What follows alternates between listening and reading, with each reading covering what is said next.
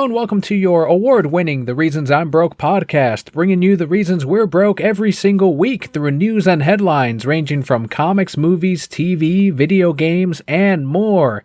I'm Daniel, and kicking off the 500 episodes, we're at 501 today, sector number 501.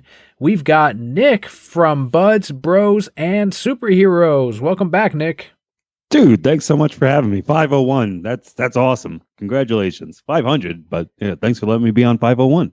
Yeah, man, thank you very much. And without any of the co-hosts, we would not even have gotten to 500. As some of you know, Kelly had to step away, and without that, I would not have done a solo show. I've heard solo podcasts, and some guys have the talent for it, but I'm not one of them. Me either, man. I don't know how they do it. But if this is your very first episode, the way we format the podcast is a bulk of the show involves news, everything that broke this week that involves things that Nick and I relate to, can talk about, that we have covered in the past. There's a lot of follow-ups here. This week we've got what's new on HBO Max, which we do once a month. And then we've got the Brokept Block, which is what's been going on with Nick and I this week, what we've been watching or playing, reading, the more personal side of the podcast where you get to know Nick and I a little bit better. So let's jump right in and explore sector number 501.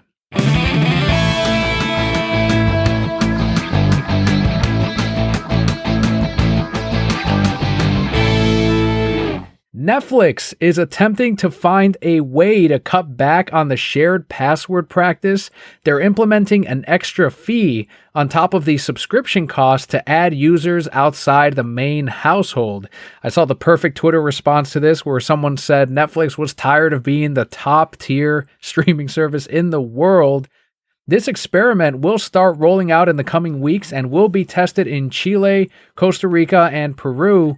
The fee for this experiment will be roughly 30% of the cost of a basic plan, which ends up being about $3 to $4 more for subscriptions in the US. And we do have the director of product innovation at Netflix. He wrote in a blog post, his name is Chengi Long. He said, quote, "We've always made it easy for people who live together to share their Netflix account with features like separate profiles and multiple streams in our standard and premium plans. While these have been hugely popular, they have also created some confusion about when and how Netflix can be shared." End quote. I don't know about you, Nick, but I am a shared password. I don't pay for Netflix. No, actually, it's funny. Out of all the streaming that we do, we actually pay for Netflix. It is the one and only, but we also do have other accounts on it, and maybe even upstairs. I actually might have spoken too soon. I might have been still on the old account.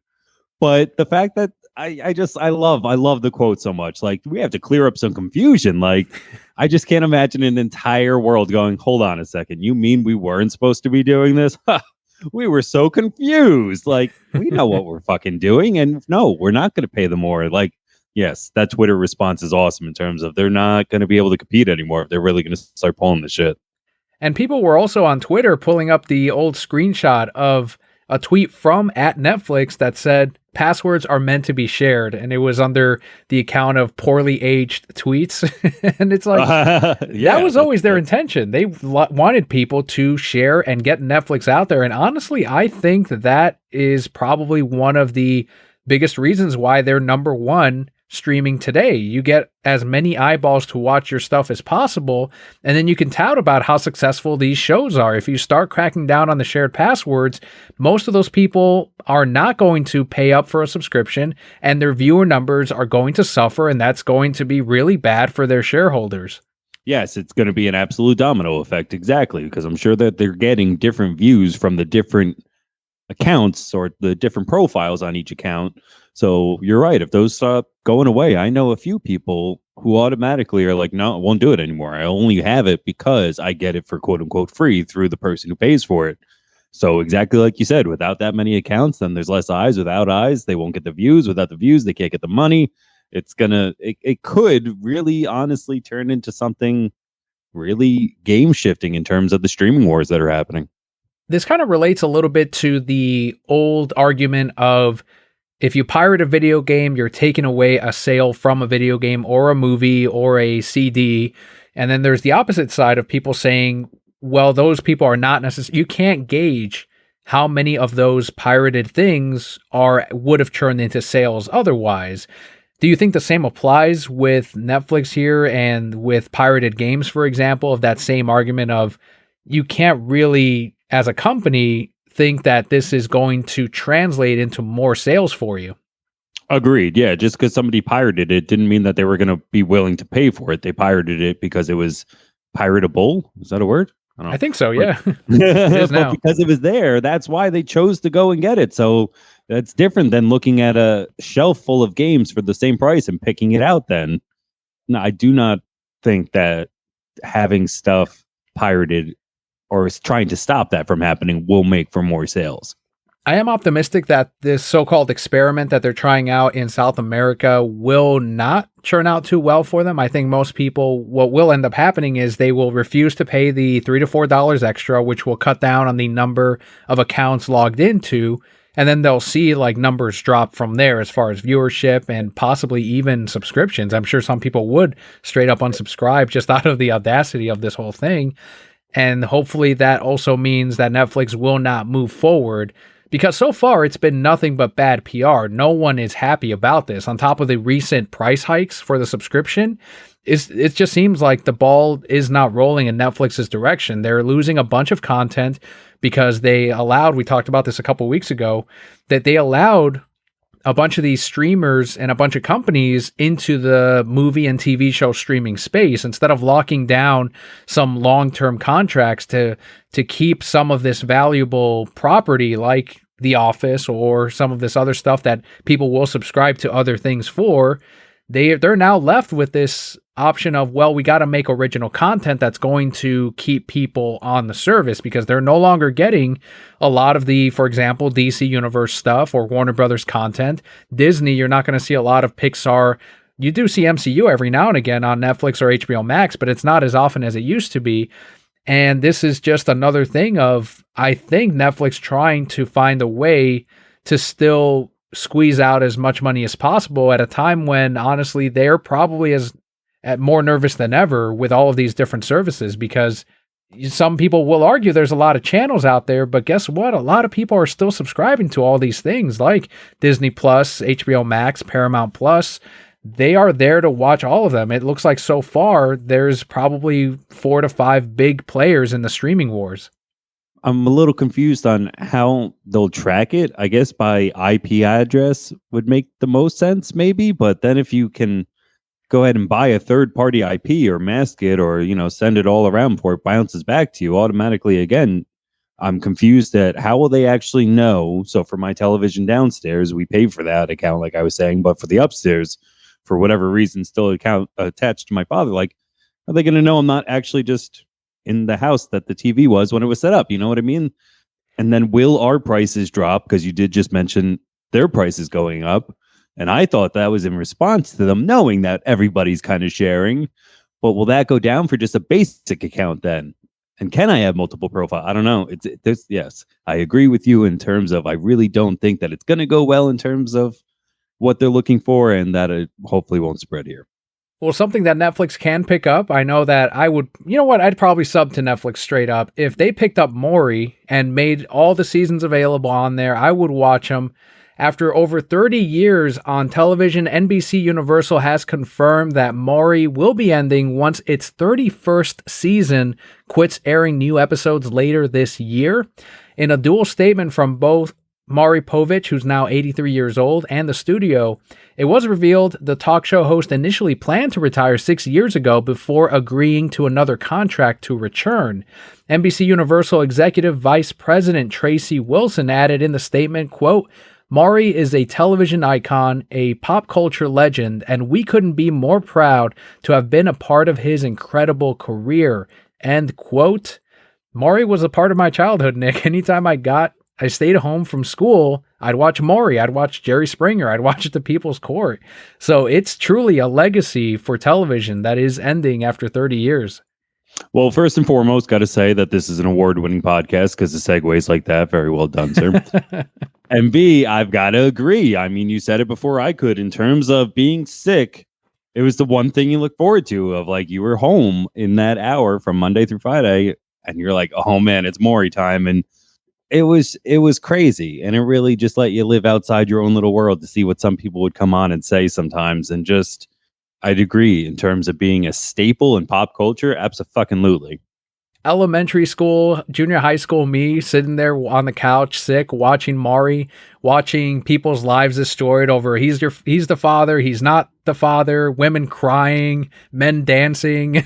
It's just life-changing events. And I'm sitting there I don't know why as a kid we found that stuff entertaining instead of watching Nickelodeon or Cartoon Network or whatever was on the air at that time, or putting on a VHS or a DVD.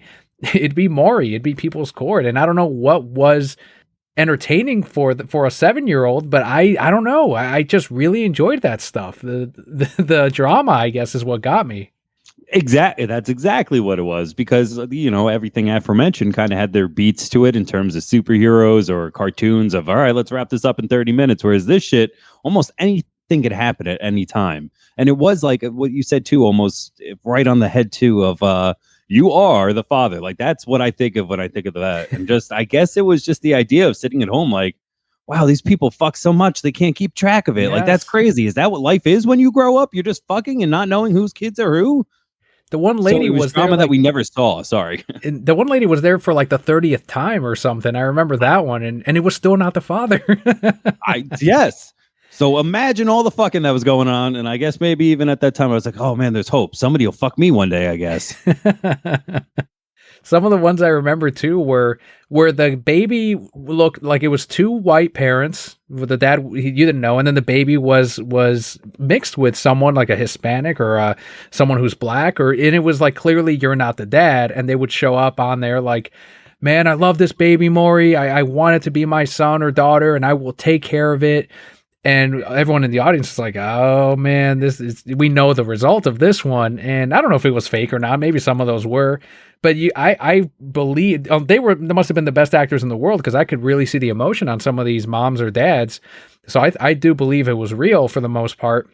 And then when it was obviously not the father, where the guy was like, well, I still love that little boy and I will still take care of him. And it was like, there were some moments there that I was like, holy shit, this guy's like a super dad. He doesn't care. He loves the kid. He's already become a father to him. And that's all that matters to him. Whatever happens between him and the mom, I don't know. The mom would be sorry and crying, and he would be like, okay, that's fine. And even as a kid, I'm like, come on, it should be more of a, we'll discuss this later. Yeah. But I still love it. I still love our child here. A little kid, even knowing like, oh yeah, this is what they're going to talk about this when they get home for sure. Something else that has been a staple of pop culture is Pokemon. It doesn't end. It fucking really does not go away. The bubble does not burst, and that's great. Me as a Pokemon fan, not as strong as I used to be, but still a casual collector of the card game. And I found this to be crazy. There is hope for me in my Bulbasaur collection, and I'll explain why. A Snap Magikarp Pokemon card was auctioned off for 5 million yen. That's about $136,000 in the US. And it had made its way onto the open market for what looked to have been the first time ever. The Snap Magikarp card was part of a CoroCoro magazine promo to celebrate the launch of Pokemon Snap back in 1999, and this is where entrants send in their photos from the game, and then the best photos graded based on what the game scored you would get printed onto official Pokemon cards. The winner would receive 20 copies of that unique card. So the reason I bring up the Bulbasaur collection is I currently do have every Bulbasaur art card that they've printed, and that doesn't mean like I have the same base card of Bulbasaur in English and in Japanese and in French and every other version. It just means that I have the artwork of every single card that they've printed. So thankfully it's Bulbasaur. It's not the most popular Pokemon in the world. They don't print a ton of them every set. It's not like Pikachu where you're going to get every Pikachu every set. Every time they open up a Pokemon Center, they do a promo. But there is one Bulbasaur card that they did end up doing for Pokemon Snap, and some guy somewhere has 20 copies or less of that Pokemon card. I've never seen it on eBay, and now that I'm seeing what, for example, this Magikarp card, which is the rarest of the bunch, but still a Bulbasaur card would probably be in the thousands, I think that card is somewhere in a collector's collection, and they will not let it go. I'm assuming that Bulbasaur card is here to stay, and now Magikarp has surfaced, which completes the seemingly lost Pokemon Snap cards. I thought some kid would have thrown them away after growing up or whatever, but they're all somewhere now after this Magikarp got sold. So how many Bulbasaur cards do you have then? It would roughly be, I'm trying to think, so about, I did a YouTube video showing off all of them. It was, I think, 10 pages front and back, 4 pocket pages. So that's roughly 40 cards at that point. So yeah, it'd be 40 cards. Man, I had Brother Johnny on one of my episodes, and we were talking about the cards and those binders, and now I just had a flash of like, I had the one, it was a Pokemon binder itself, even with, you know, the 3 main guys up there running towards you. And I don't even know if I could actually physically calculate me just flipping through it. And for no reason. Just like in my room, as if it was a fucking book, just going through it, and I'd get to the end and go, wow. And then I'd start back over. So the fact that you still have a book and it's your favorite one, that's pretty awesome. Now the Snap part of this is cool. So this was the one, I'm sorry, just in case I am wrong. This is the one, like when you say Snap, you're snapping a photo. It's the one where the goal of the game was just to take photos of Pokemon, right? Exactly, yeah. Fucking liked that game. I didn't personally have an N64, so I don't remember whose house I had to go to play it, but I did more than once. And like it was cool in the sense that was the one too, like you can like throw Pokeballs in, like, for instance, a volcano, and then like a Growlithe would come out, and you'd be like, oh, okay, that's how you get it out. And like, so it wasn't just kind of looking, there was puzzles in it of sorts as well of how to get the Pokemon out. Like that was a fun one, because there was also like the battle one that also came out for N64 around that time too, right? Yeah, Pokemon Stadium, and it used a lot of the same models from what I could tell, very similar ones at least. Yeah, I liked Snap more. It was much more chill. Yeah. I love that's Snap cool. too, So yeah. like, sorry. I didn't know about that competition or anything like that. That was cool to know that, like, I took the best Magikarp photo and now I have 20. Like, that's cool. That's what I'm saying. Like, how many kids would have actually kept all 20, would have never sold them, or would have thrown them away, would have gotten damaged, traded them away? They have to be some of the rarest Pokemon cards out there, especially, and Magikarp has now been found. So again, that gives me hope that maybe one day one of the Bulbasaur will show up in the wild, and hopefully by then the bubble will have burst and it's not quite so expensive. I kind of had some solace in like, well, maybe it doesn't exist, so it doesn't count. You know, I don't really have a gap in my collection, but after this news broke, no, it's out there. Someone has it. This was the only missing one, was this fucking Magikarp.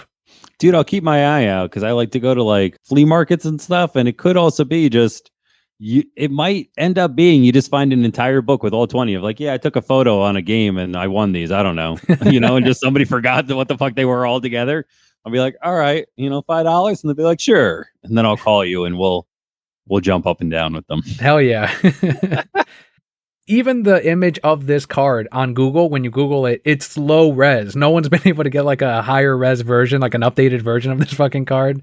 So you just see like this kind of polygon 3D Pokemon Snap image of this card, and it's like, all right, there it is. So I kind of know what it looks like, so I can definitely track it down if someday. I will never forget it. That's the thing. I'll definitely spot it when it comes out.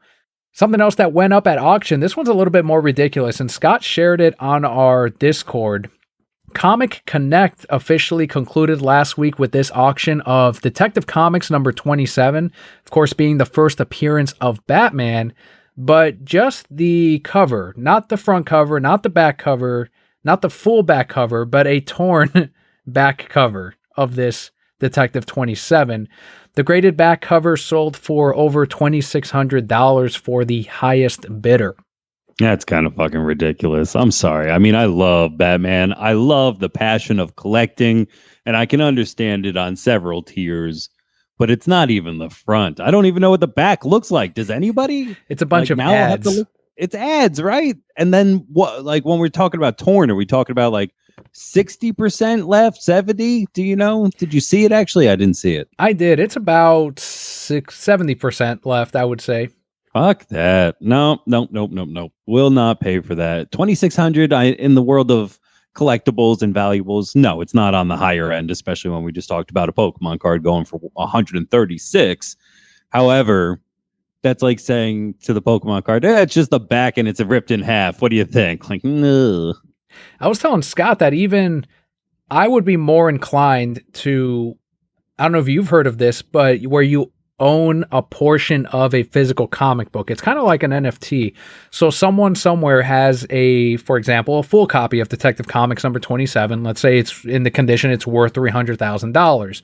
So you as a collector of sorts or an investor would say, okay, let's put up this comic up in portions of 1% of the book itself.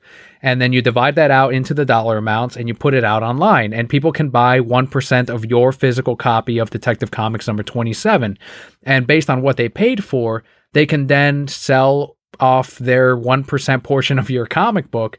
So it's kind of like fractional shares a little bit, but with comic format or even NFTs. I would be more willing to buy that than just the portion of the back cover. And I think that's more like for investments. I don't think true collectors would be like, I don't know, you and I love Batman, but I would not feel satisfied with, well, I own 1% of Detective Comics 27. It's not in my collection. It's somewhere in Montana. A guy has it, but he sold me 1% of it. So that book I own a part of. It just doesn't feel the same as a collector. And you're a pretty big collector too. So what do you think? Is that kind of the same of like, it doesn't feel right? Oh yeah, no, it doesn't feel right at all. If I had to choose one though, I think that I'd go for the latter of like I own 1% just because like what a fucking weird story that is. How many comics do you own? Well, I have 501%. And they look at you like, what? And it's like, well, let me tell you about this guy in Montana with a Detective 27. Much more than me going, I have 503 quarters. Look what I paid for the back of this comic that has nothing comic book about it on it. Like, neither feel right. If I have to go bankrupt selling this house to own Detective 27, that'll happen, but it will be a full fucking issue. I guarantee you that. Damn right. And I think this is the highest, to be honest, the highest you could probably sell this for because, and I could be wrong, I feel like we're at the peak of Batman popularity right now. You know, we have several iterations of Batman about to show up on the big screen. We've got the comics. DC is half the line is almost Batman, so it's clearly their most popular character. He's right there with Spider-Man as some of the most popular superheroes in the world. So if you're going to sell this now, I think is the time. So to be honest, I don't put any blame on the seller. Good on them. Sell your back cover to someone for $2,600. Call it a fucking day. You couldn't do that 10 years ago. I'll tell you that. No one would be interested in that fucking comic, even if it was Action Comics #1. Agreed. Yes, good point. So they're probably laughing all the way to, I don't know, maybe a nice vacation. Like that's a good chunk of change. So yeah, they got out. Good for them. Someone else is going after DC this week as Moon Knight director Mohamed Diab. He took one recent interview to say how annoyed he was with Warner Brothers' Black Adam.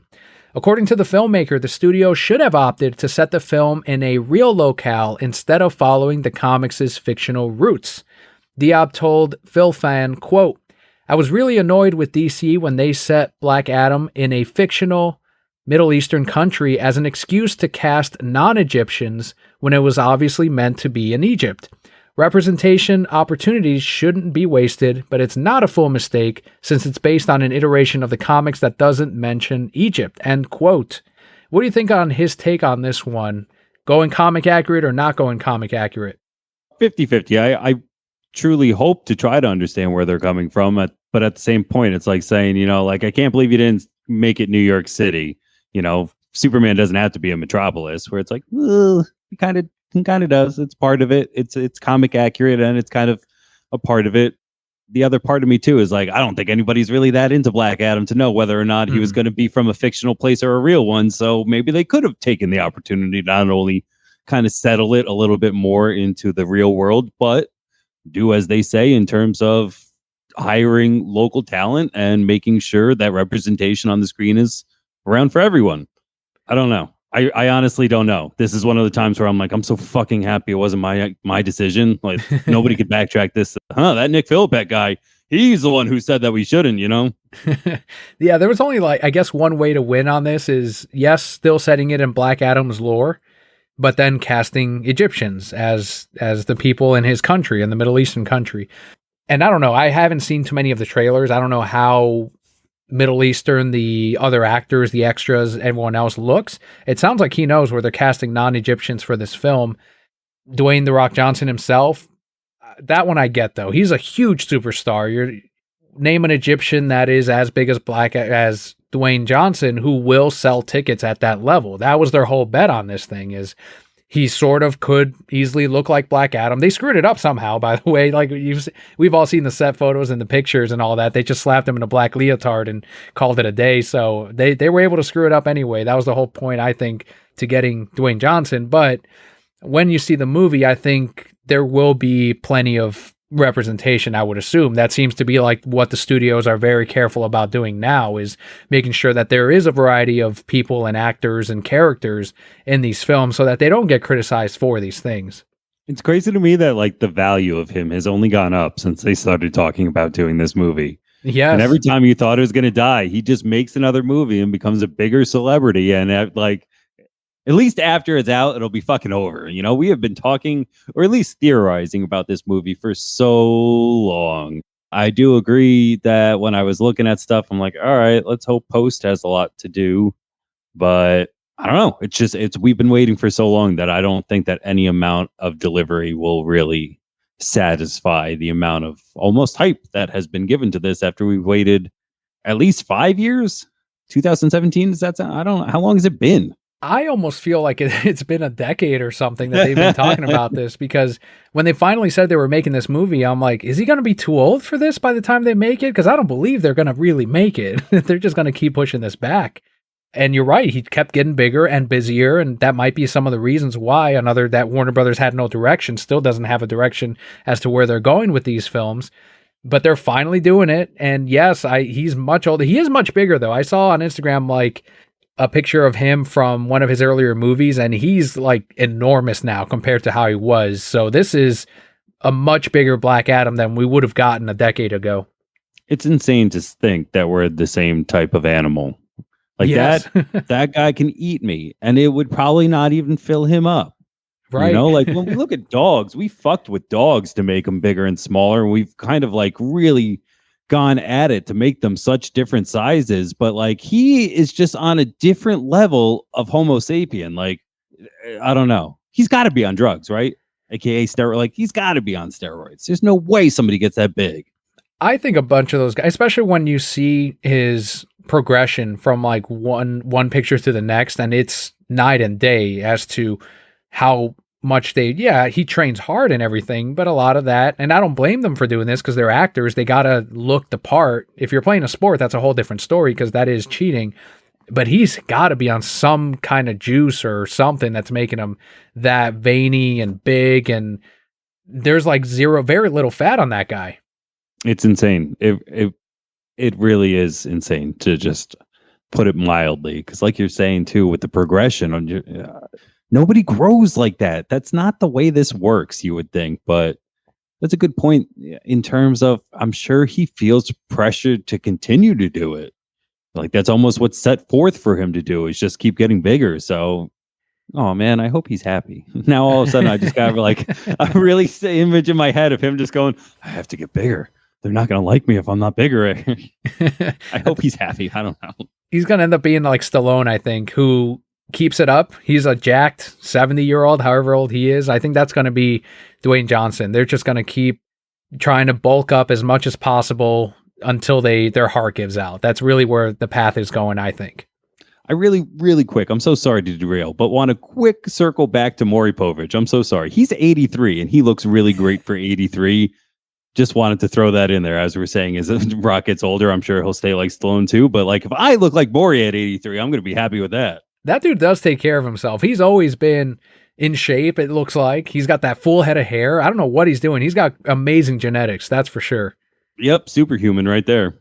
Also probably taking some kind of something. Yeah. We did get some positive DC news this week, though, as on the 1-year anniversary of the release of the Snyder Cut on HBO Max, actor Wayne T. Carr celebrated by showcasing, finally, a high-res image of his Green Lantern as John Stewart. Carr's presence in Zack Snyder's Justice League was ultimately cut from the film, with the director stating that his removal was due to HBO Max supposedly developing a separate Green Lantern project. Their excuse was that people would get confused if they saw two different versions of John Stewart on the big screen and on the small screen. and we have yet to even get a Green Lantern trailer or anything. Like, that project is basically non-existent at this point. So he could have released it and it would have been fine, but that's Warner Brothers screwing it all up again. Yeah, fuck that noise. Because A, that photo is beautiful, and B, come on, you have like we mentioned earlier, even with how many Batmans there are right now. We're not dumb. We understand multi-universe, and I think everybody, you know, I know we get it because we're nerdy like this and shit, but even my mom fucking gets that. You know, she said to me the other day of like, oh, but that's its own universe, right? I was like, yes, Nice. yes, it is. Like, yes, it is. That's great. So I don't understand why. And also, like you just said too, where is it? There is none. It's been DOA. It was barely even announced. I think it was almost hinted at. It was on like a board somewhere. That kind of sucks. He would have been great. I love Jon Stewart. I would have loved to see him there. It would have been awesome. Wayne seems to be celebrating as well the Restore the Snyderverse movement, as I'm sure he's been promised by Zach, you're a part of Justice League 2 and 3 when that happens. So I think that's why he's been very good about celebrating the movement. He's been really nice about it too, the fact that he got cut from the film. And Zach told him ahead of time, like, look, they're probably going to cut this, but we're going to shoot it anyway. They're probably not going to let me do this. And I know I would have definitely been pretty bitter about being cut completely out of the film. And he's taken it in good faith and stride, and now it's paying off for him, because I'm convinced that we're getting Justice League 2 and 3. We're going to see him on the big screen. What I would like to see, though, is one day that version of that final scene where Bruce is visited after he wakes up from the nightmare dream sequence or visions of the future, that he would then be visited, as Zach previously told us, by two Green Lanterns. And previously it had been, I don't know if it was storyboarded or the original plans were Kilowog and Tomar Ray were going to be those Green Lanterns, the aliens visiting him at his home. And instead it ended up being ultimately Jon Stewart. In a recent interview, Zach was saying that they very loosely played around with the idea of also including Hal Jordan as the second Green Lantern, or Kilowog voiced by by Ryan Reynolds as in that, as like a neat Easter egg. Like, he's a Green Lantern again, but he's Kilowog and he's voicing him. So there are plenty of ideas as to what they would have done, and I want to see that scene. If there is a second Green Lantern, I don't think it's someone like, it's Ryan Reynolds, he's coming back as Hal Jordan. He did not film for that scene. But just to see Kilowog or Tomar Ray with Jon Stewart, the different dialogue that would have occurred between Bruce and John, as opposed to the other John, Martian Manhunter, I really want to see that version. As do I. Yeah, that sounds pretty magical, man. I have a very soft spot for the Green Lantern Corps.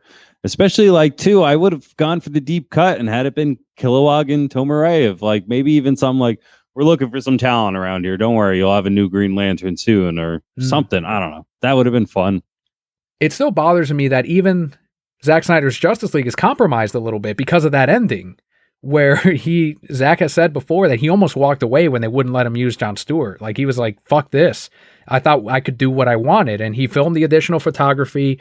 He just did it anyway and put it in the film.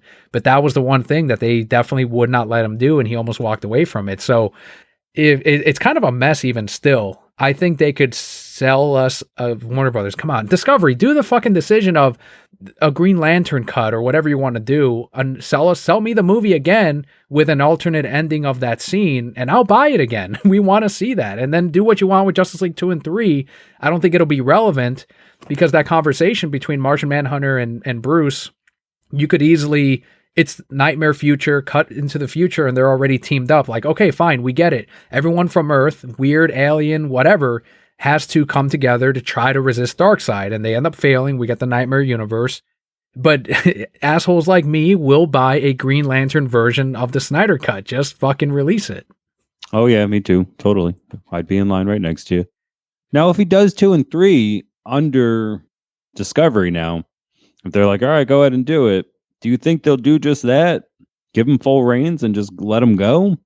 I think the plan is, because he's doing Rebel Moon back-to-back, parts 1 and 2, and just filming it all, that this is his opportunity to then, when he gets to working on the Discovery of, yeah, we're also going to film Justice League 2 and 3 back-to-back and just finish it all off.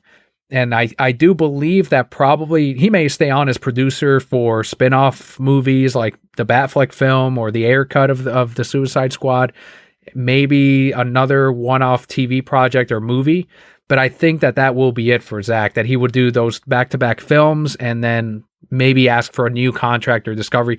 I think he truly just wants to finish his 5-film arc from beginning to end. That'd be awesome. I happen to be with you. I really have this feeling it's going to happen. You know, I always thought that just the releasing it would happen because it made no sense to have somebody so talented make a movie and not make it happen. And now to have an idea so good and to have somebody willing to do it and to have a fan base literally calling for it on a daily basis, the fuck wouldn't you do it for? Have you seen some of the L's some of these people have been taking of why is Green Lantern black now?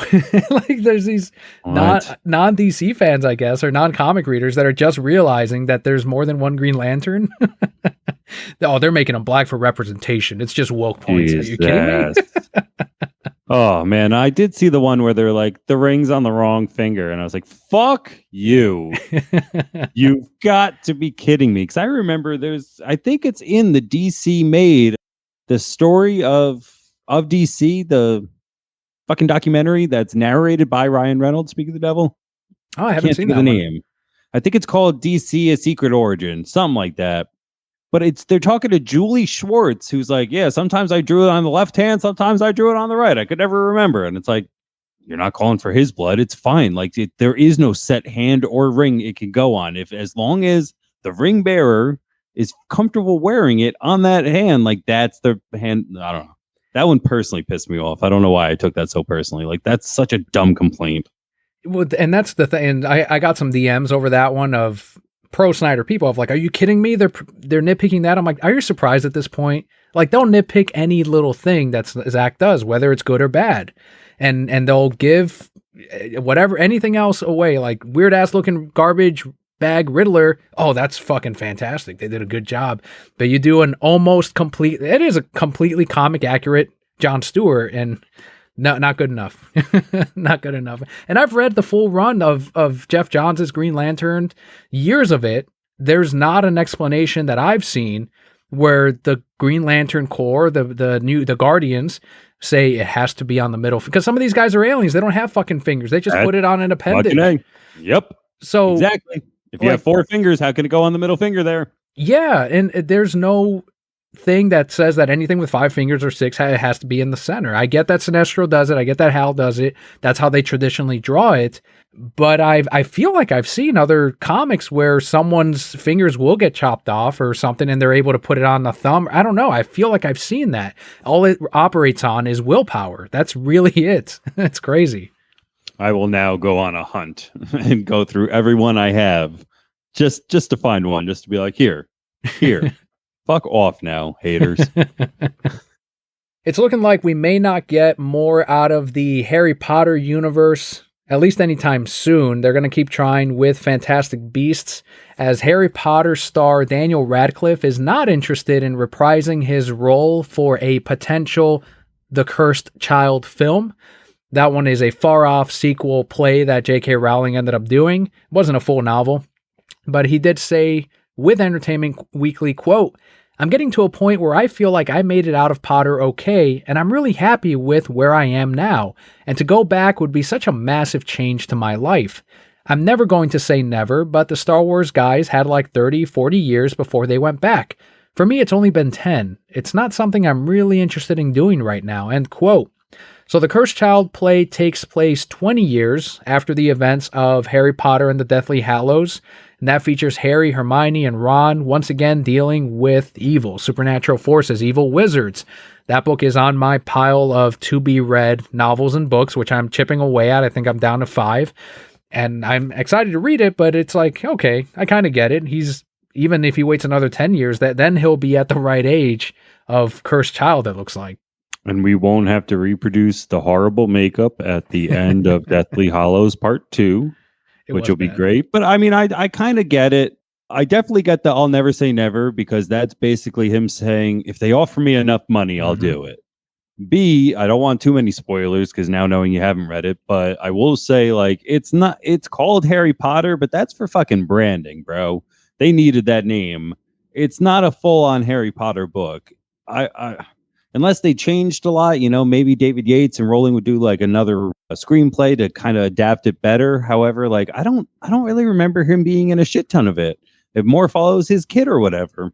So it's not even like, I'm sure he'd get the Harry Potter money and still not have to be there too much. So that's why I think he'll say never do never. But at the same time, if we're waiting for it to be 20 years after Deathly Hallows ended, like, let's just fucking wait then. We've got time. What? No, maybe they don't have time because these Fantastic Beast movies are just fucking bad, dude. Yeah. I mean, I'm all on board for the Potter. I love that shit hardcore. I enjoy the first one. The last one, The Crimes of Grindelwald, just did not do a goddamn thing for me. Mm-mm. And now I'm waiting for this new one. I'm not gonna lie, I am that guy. It's more, so I will go see it just to see what's happening. But I don't know. They might have to just dump the money on his doorstep and be like, please, we really need Harry Potter money back again. That's exactly what I'm thinking. When I read this, there must have been many instances already where probably before they did Fantastic Beasts of, okay, we want to do Cursed Child. We want to do more films. I bet you even Rowling was pressured into making Cursed Child, if I had to guess, so that they could try to spin it off into more like just give us the outline of it. And so she did a play, very easy to write, that finished it off. And then later on, she might even be working on Cursed Child now as like a full novel. You might be right. Maybe that is the case. But with that all already there, Warner Brothers has to have been, okay, we need more. All of these movies made money. Okay, you guys don't want to return. We're not going to do Cursed Child right now. Fine. Let's try to do, what's the next thing? We need more Harry Potter. We have a huge fan base, a huge community, Fantastic Beasts. And then that, you're right, that they haven't been great. They haven't caught people like the books have, like the films have. I couldn't tell you who my favorite character is in those movies. I guess it would have been Grindelwald, and now he's recast. And Johnny Depp is out, and we got Mads Mikkelsen, I believe, is who the new, I don't know how they're going to explain that, magic it away, whatever. There'll be a way to do it. But to me, I'm like, okay, well, now it's a different actor. So now I'm unattached from that actor, that character immediately. And I don't know if I'll go see it. Maybe not on opening weekend, opening day, maybe on HBO Max. Maybe Discovery by then will have done right with Zach and everyone. And I can be like, okay, I can give Warner Brothers some money and go see it. And I do want more Harry Potter, that's for sure. But even on the WB A-list emails they send, they'll talk about Fantastic Beasts all the time and ask people on the list, like, what do you think about Fantastic Beasts? What's your impression of it? And I'm always like, yeah, no, it's not good. I don't know how many more of these you guys have planned, but this is not the direction to go in, to be honest with you. And there's a lot of missing pieces here. The characters simply are not, to me, interesting enough. You don't have that character there like Snape, or even the three main characters, Harry, Hermione, and Ron. You can easily do great with just them, but they don't have that with Fantastic Beasts. And they recognized it pretty early and tried to pivot it to a Dumbledore backstory, and now it just seems too little too late and convoluted and strange that during these events that we know about, because we've either quote unquote read them on like frog cards or heard about all the things that Albus has done in the Harry Potter books, to now know like, oh, you didn't talk about how our required reading for first year is Fantastic Beasts and Where to Find Them, written by Newt Scamander. You know that guy, and you guys had adventures to stop Grindelwald together? That's weird. Nobody said any of this at all, ever. And now all of a sudden it's lore, it's truth. And then they fucked with the timeline too of having McGonagall show up just to say Minerva McGonagall when somebody pointed out later on the math is so horribly wrong, and they did it just to be like, all right, look, we're doing prequel stuff. I was like, fuck this. Like, I don't feel heart in it. I don't know. And two, and I get it's their character, which is cool, but like Newt is not a connecting character.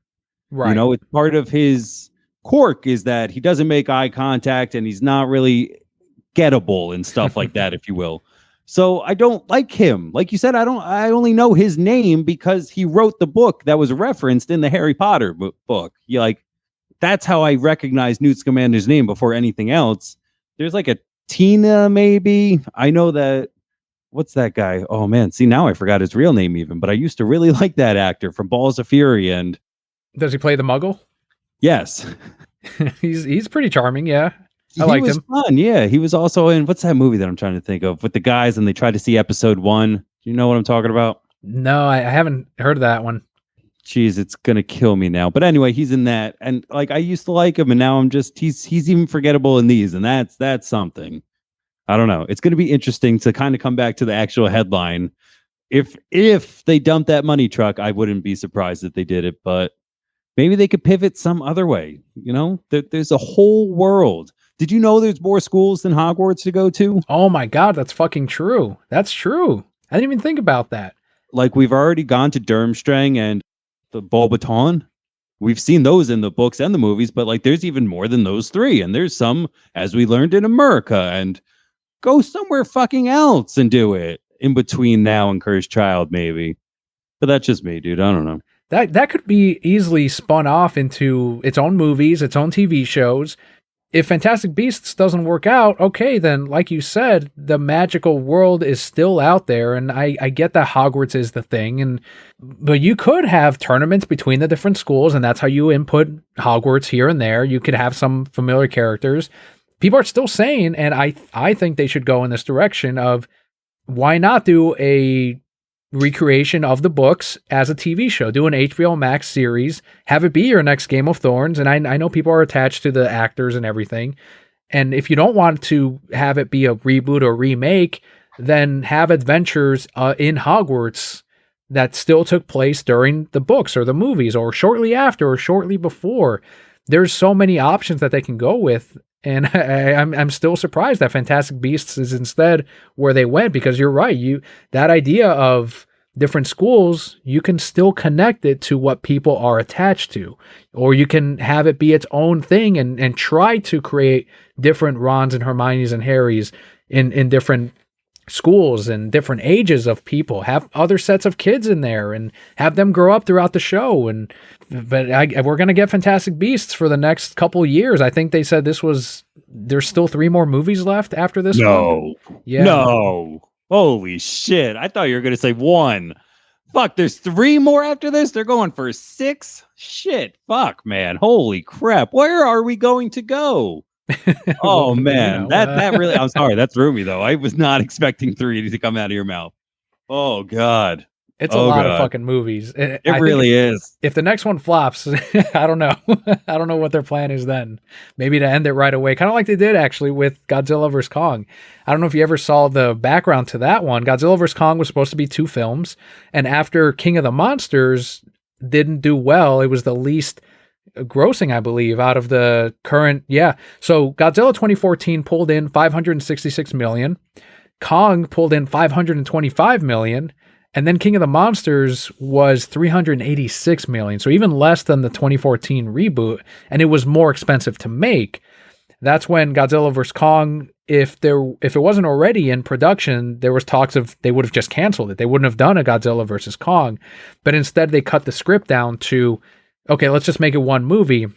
There's a lot of versions of that script where it would have taken place more in Kong Skull Island.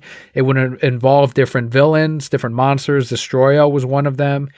And there was also the Chinese toys that they came out with. And this is our next story, where Godzilla vs. Kong actually ended up doing pretty well, even during the pandemic, and the dual HBO Max release brought in 468 million, which was big for that time during the pandemic and everything. It did almost as well as King of the Monsters, and HBO Max touted these streaming numbers. They didn't go into specifics, but they said it was one of the most streamed movies that they had released on the service.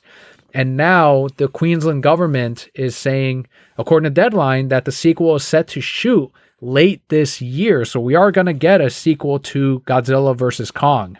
Which I'm completely okay with. I hope somebody goes through with it a little bit crisper in some aspects. I think, yeah, it was us that we talked about it. I don't know if it was on you or on Buds Bros. No, it was for you.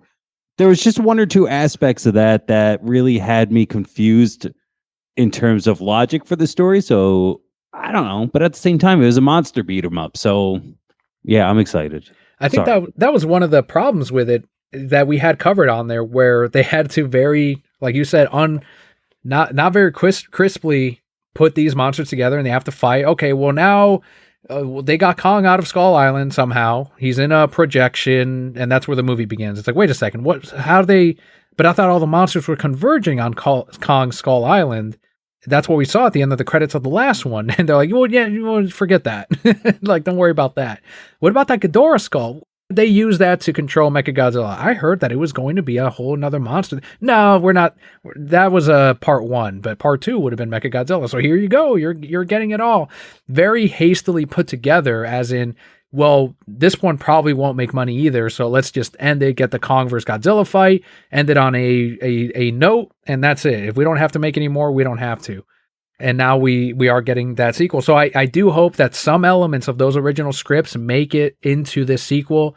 Some people are already saying it's Godzilla vs. Kong 2, some of these outlets too, and it's like that we don't have the title yet. Why are everyone's assuming that this is a rematch between the two monsters?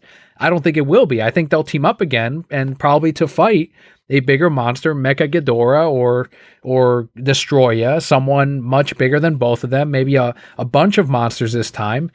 And I think that'll be the film. That's got to be the direction they go in. We're going to get, for sure, Kong's going to show up, I believe.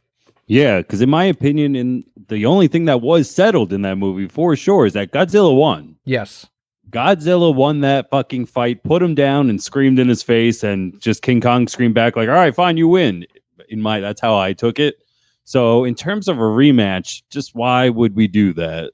So agreed. I think they're going to go after a Mecha Ghidorah or something like that. That would make sense in their world, I guess. And I believe Godzilla vs. Kong is on HBO Max again, so if you want to catch up, you can check it out on there. But that does round out the bulk of our news as we do head into what's new on HBO Max, the April 2022 highlights. So I'm going to go ahead and, let's see, we'll go one-on-one on this one. So the first one on this list is Annabelle from the Conjuring universe, which I learned is pretty huge with the fan base. People love the Conjuring stuff. Is that something that you or your wife watched and enjoyed? Definitely the first one. Really, really, really loved the first one. I know there's a 2, and I can't think about what the fuck happened, so I obviously didn't enjoy that. I know I've seen Annabelle, but once again, not enough to say, wow, I loved it. Like, I own The Conjuring. I own a lot of DVDs. I'd say about 5% of them are horror, and The Conjuring's one of them. So I really enjoy that first movie a lot. And then creepy dolls are creepy dolls, dude. Don't want to fuck with that. Don't. Nope.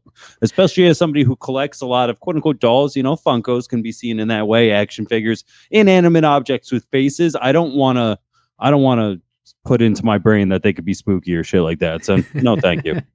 Annabelle is based on, do you know the Robert the Doll lore? No.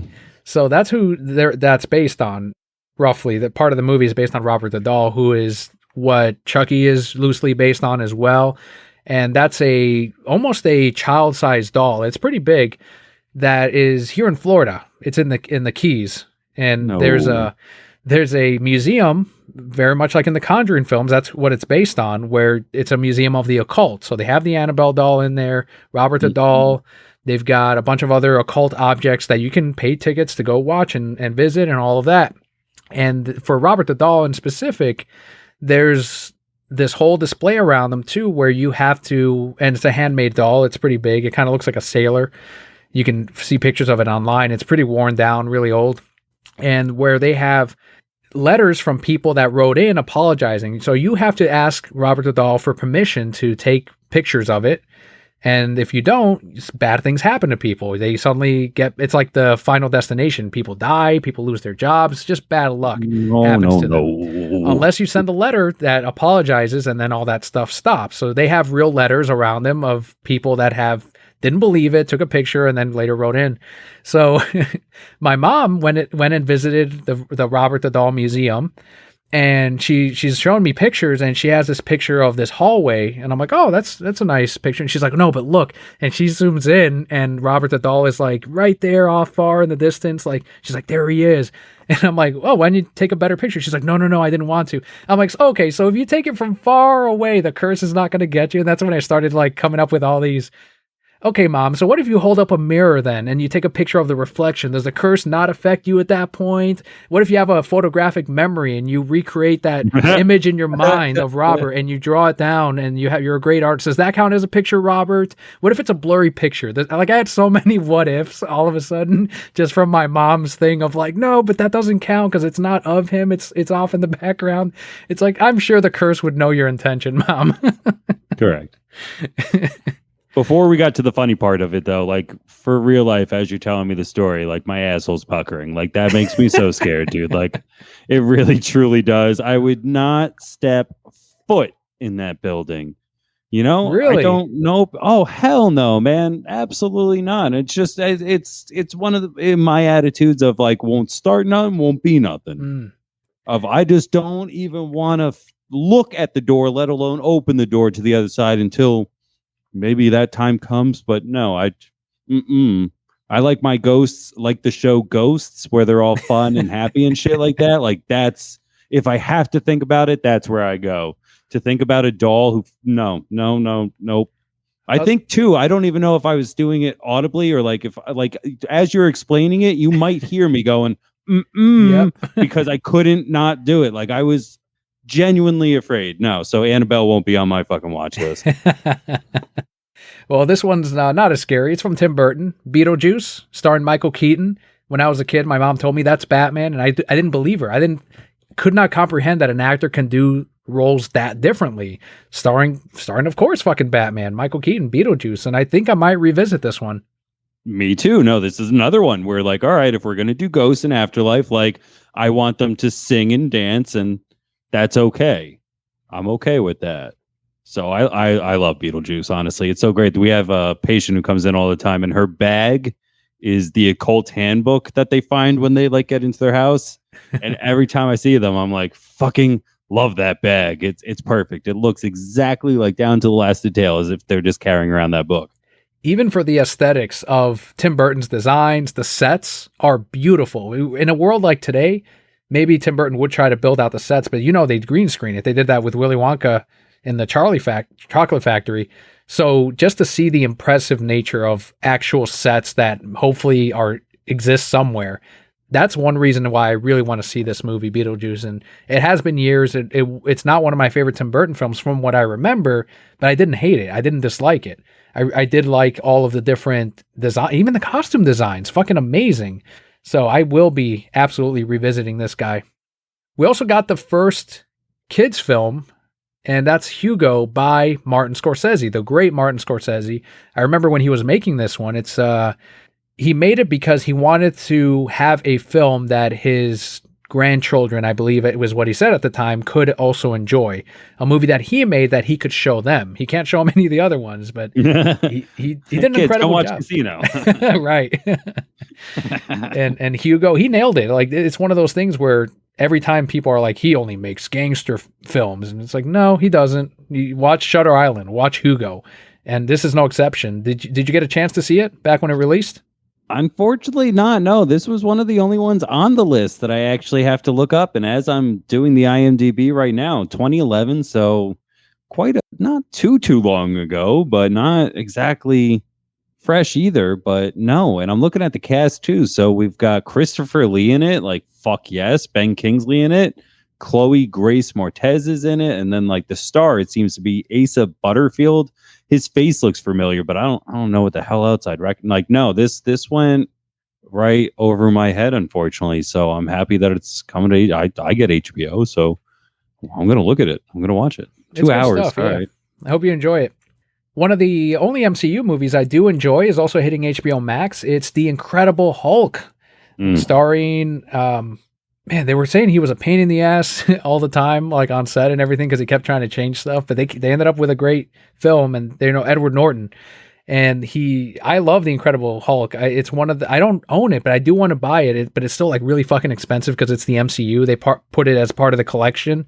Like even the first Avenger, Captain America, the first Avenger, it cost me like $25 or $30 to own.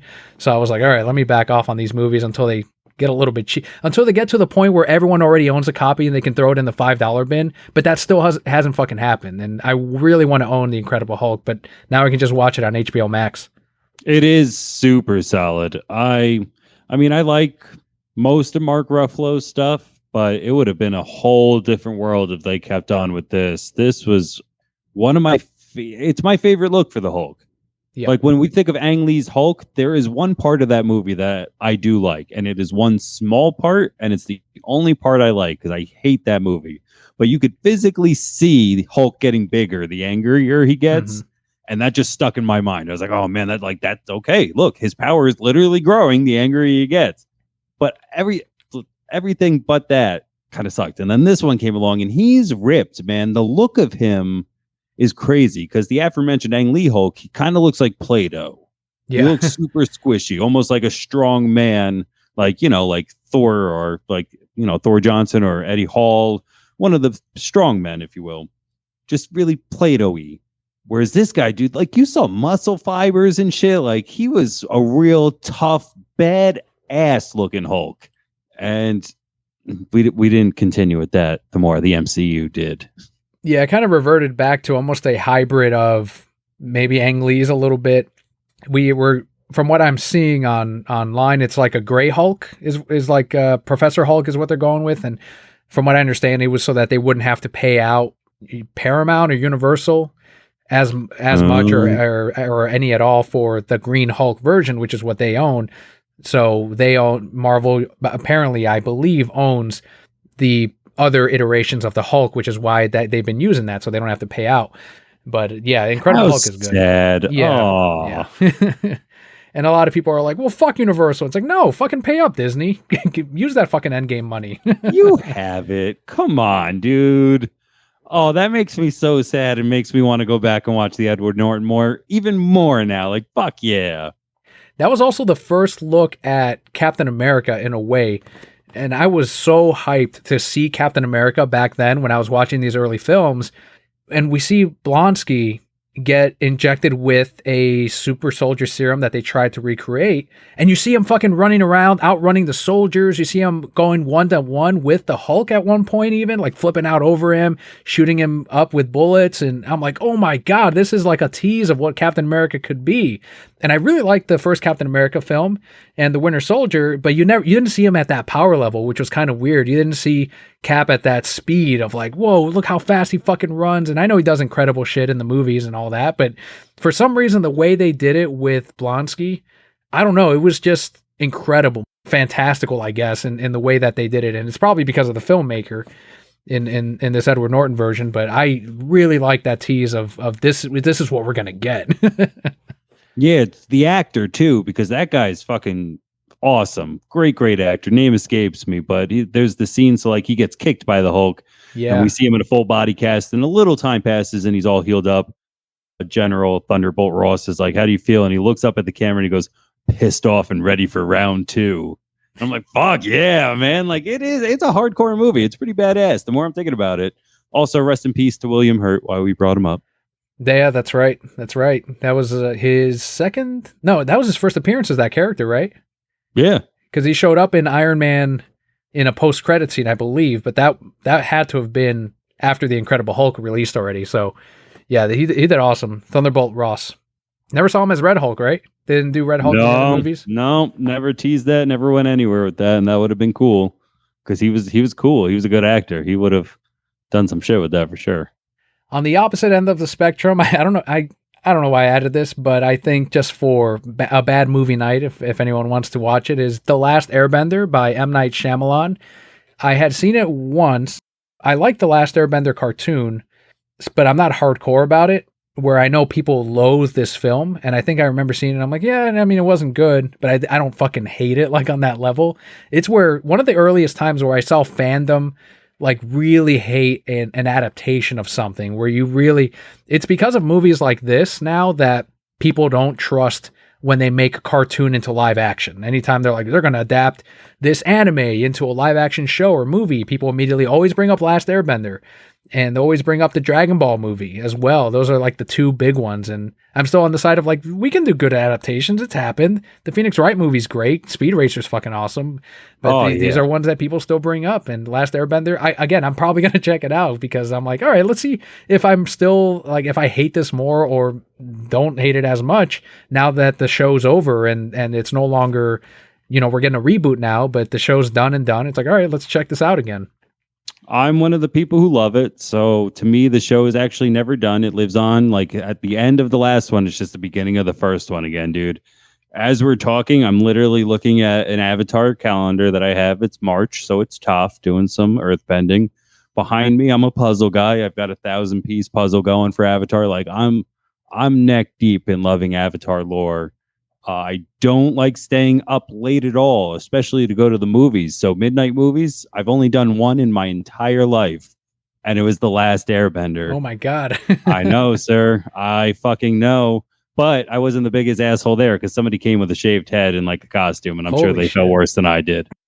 Dude, I was so mad. I mean, from the mispronunciation of main characters' names to just really bad choreography of fight/bending. We were just so deep in all this Avatar, and this guy came in and was like, I think I'm going to do it my way. And it's almost heartbreaking. For me personally, it hasn't gone all the way around yet. It still hurts. I'm sure one day I'll be an older man and I'll be like, all right, I can't fault him. The guy just wanted to do a little M Night, and that's fine. But right now I'm still like, fuck you. Like, really, honestly, I really hope your big toe finds the end of every single end table and nightstand in your house for the rest of your life because of what you did to The Last Airbender. And what sucked is they did so many interviews with him, and it sounded like he was a legit fan of this shit. Like, I bought into like, yeah, it's made by a fan. He loves it. And it's like, all right, well, we got what we got. He's a good filmmaker overall. Like, he does do some solid stuff, but this was absolutely not one of them.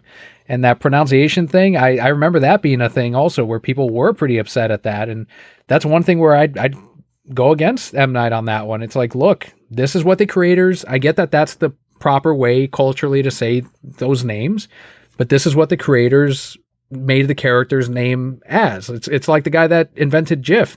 He said, I invented GIF. It's pronounced GIF. Okay, Ra's al Ghul. The creator said it's pronounced Ra's al Ghul, even though culturally it's Ra's al Ghul, but no one's making that movie. They did it wrong in Batman Begins, and that still bugs me. Like, there's you got to let that part go, M. Night. You're not, I don't know. You're not that important. No one is. Just if you're doing an adaptation, at least get the names right. That's the fucking word, though, sir. It was an adaptation. Nobody asked you to reboot it and put your spin on it. We asked you to adapt it. So I do know that Brian Kaczynski and Michael DiMartino were supposed to be doing stuff for the Netflix one, but I think they backed out. Mm-hmm. So I'm in fucking hot water again of like, fuck it. I've got the 3 seasons that I need, and I mean it, man. I really do. That is a comfort show for me. And once I'm done with it, I just start back at the beginning and it just plays in this house constantly. I love Avatar. I do have good news for you. Those two creators, the co-creators, they are now doing Nickelodeon Avatar projects. So no longer Netflix. They're still doing their Netflix thing, Netflix only though. And they are back with Nickelodeon, and they are going to be doing Avatar projects with them. Yes, that's great. I like that. Because even Korra has a special, like, I like Korra. Not everybody digs on Korra, but I like it. It was a fun 4 seasons. It added spokes to the wheel. It didn't just try to go back. Kind of what we were talking about with Fantastic Beasts of like, Katara shows up a little bit and we do get some flashbacks, but it's not, it's its own beast. It let it do its own thing. And I want more of that. I'm cool with that. However, just to kind of, make myself a bit of a hypocrite, I would take Team Avatar like teen tween or like teen 20 years. Like, that'd be a fun adventure story too, baby. Oh, like a sequel to it, like many years later? Couple years later? Yeah, like what happens 15 years after we left them? Like, are there any more adventures, or is it just fucking peace all the time? Yeah, because Korra kind of tells you a little bit, but the comics also, I read some of the original graphic novels that take place after season 4, and it's written by the co-creators, and yeah, there's turbulence. Like, there's no peace. There's still, like, between the nations, there's a lot to be settled, and that's what that kind of explores. And I think that's what the show is going to do too when they get back on Nickelodeon. All about it. Another odd adaptation, but one that I did actually like, was in the 90s, William Shakespeare's Romeo plus Juliet, starring Leonardo DiCaprio. I remember they filmed that movie in Mexico City. I visited Mexico City a few times over the years, and I do recognize some of the locales. But this was one that I saw when it released on TV, and then I watched it again in English class. We watched after we read the full play, we watched the 70s or 60s version of the movie, which was more faithful to the play. And then we watched this one where they have guns and they're running around Mexico City, but they're still speaking in that old English, which was like a interesting creative choice. I have seen parts. I do recognize people who are in it because I know that John Leguizamo, I think is how you say that. Sorry if I butchered it. I like him a lot, so I know he's in it. I know really strangely fucking isn't what's his name? Jamie Kennedy in it? Oh, I'm I don't almost know. positive he is. Because I watched something where they were like, Jamie Kennedy explains what's wrong with Hollywood. And I was like, why the fuck would you go to Jamie Kennedy for that answer? However, as he was talking, in the background is a poster of that. And I was like, what is he? Just a giant fan of this movie? I do think he's in it, though. Yeah, it would be the right time period, too. Maybe a much younger one, much younger Jamie Kennedy. But it is pretty... This was right as Leo was super duper hot, man. Yes, it was. Like, they were trying to find the next Titanic. So this is a big love story. And they have Leonardo as one of the major cast members. There is that change as well in the ending, which was kind of controversial because the play, she wakes up and he's dead already. But then in this movie, she wakes up and he had already taken the poison. So it does play with that of like, oh, she's seeing what he did type of thing. And it gets you as an audience member because you're like, oh, she's waking up, stop him. And, she doesn't because she doesn't know what the hell's going on. It's pretty interesting, just the kind of liberties, the creative liberties that they took with the film. So I probably will also revisit this one just because it's been since high school since I've seen that one. Yeah, I can't even think of what year. Like, that's definitely in 90s. Am I wrong? I want to say 90s. 96. Holy shit, yeah. So I was 6 when that came out, so I know that it was definitely not on my radar at that point, but I want to put it on there now because I do also remember having like some quote unquote animosity towards Leonardo DiCaprio because everybody was like so in love and like, oh, Jack, and I'll never let go. And I was just like, that guy's a loser just because, stupid. So maybe that's why I even stayed away from it then, but I'll go back to that. I recently went back to The Man in the Iron Mask for the same reason because I was like, holy shit, look who's in this. Like, there's so many awesome people who like surround themselves around Leonardo DiCaprio in that movie.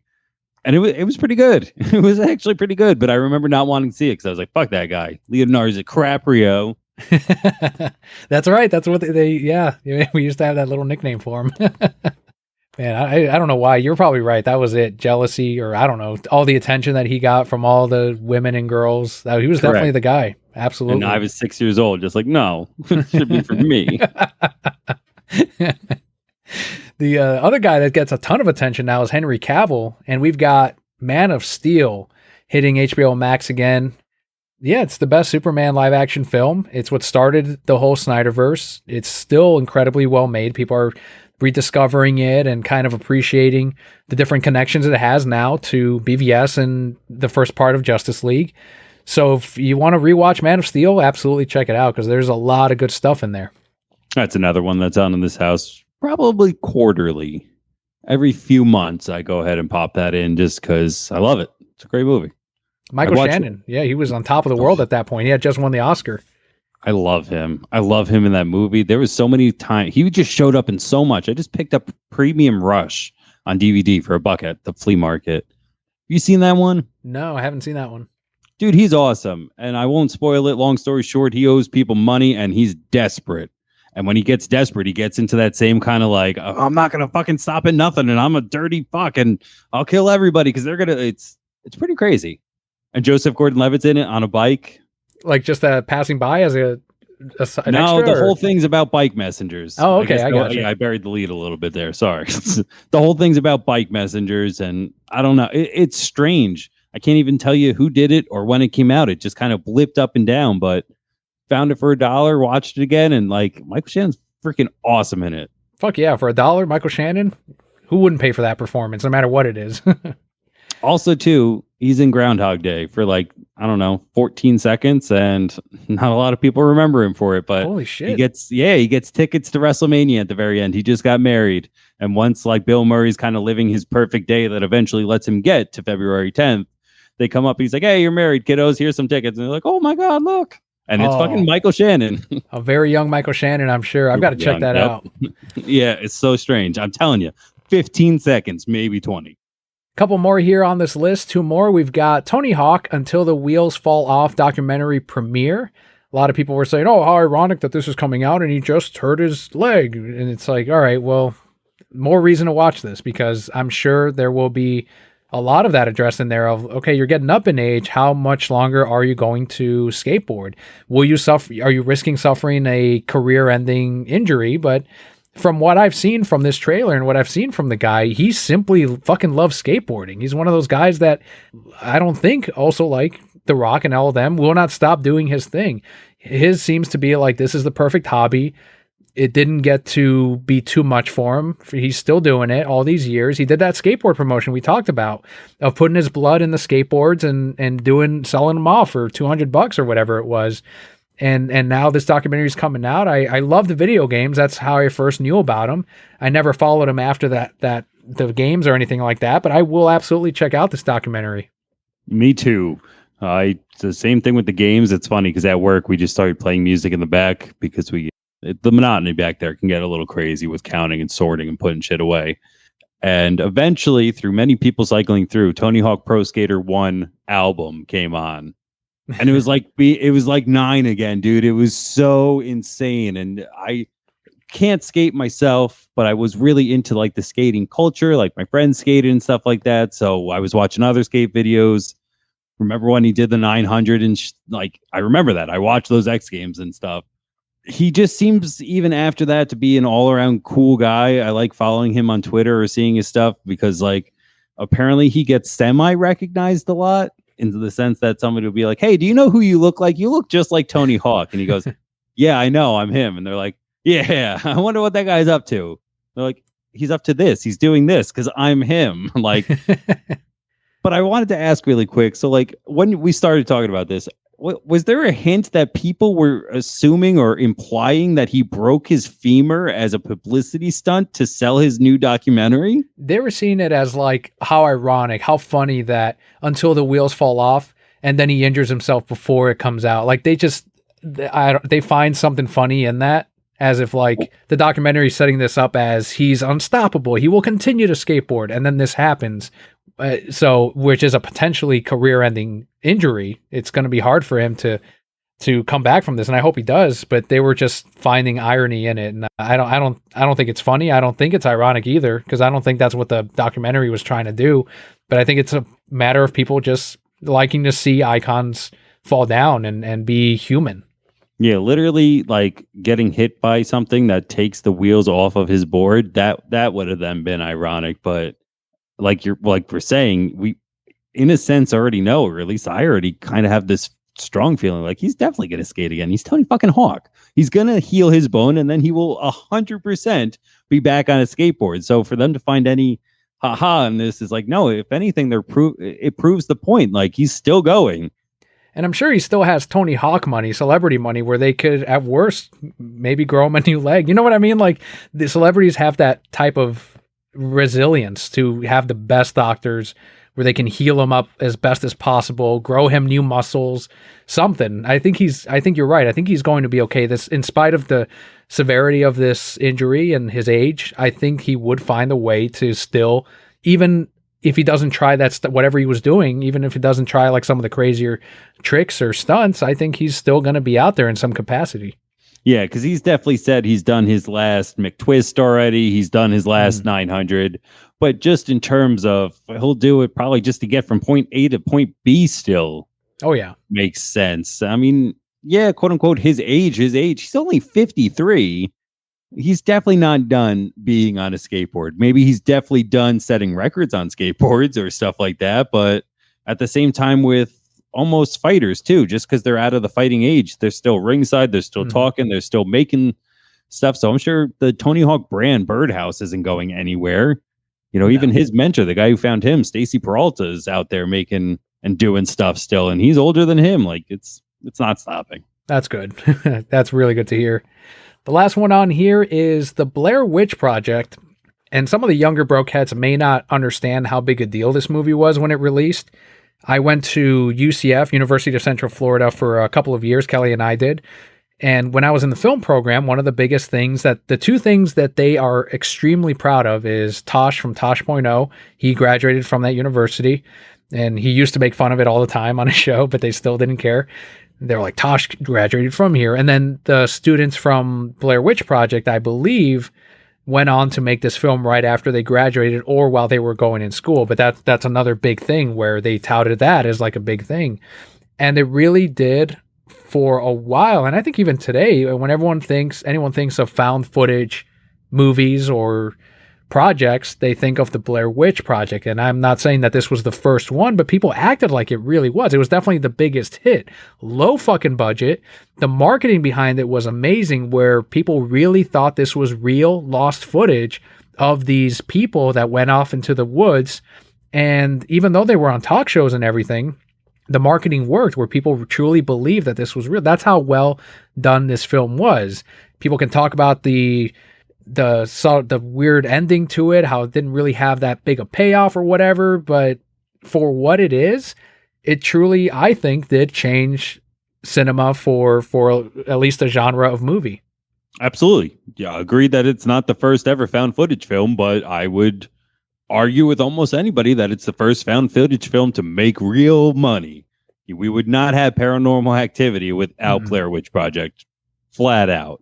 And in my opinion, that was the one that kind of revamped it, because we went a little crazy with found footage for a while. Yeah. just for a little bit, it got a little too crazy. Except for Chronicle. That movie kicks ass. Really, really dig that one in between. There was also I don't think I've seen this. Too. I'm sorry. Which one? Cloverfield? Oh, yeah, the first one. Yeah. Did you see like the quote unquote kind of follow up to Cloverfield Lane? I've heard a lot of controversy about with John that Goodman? One. Yeah.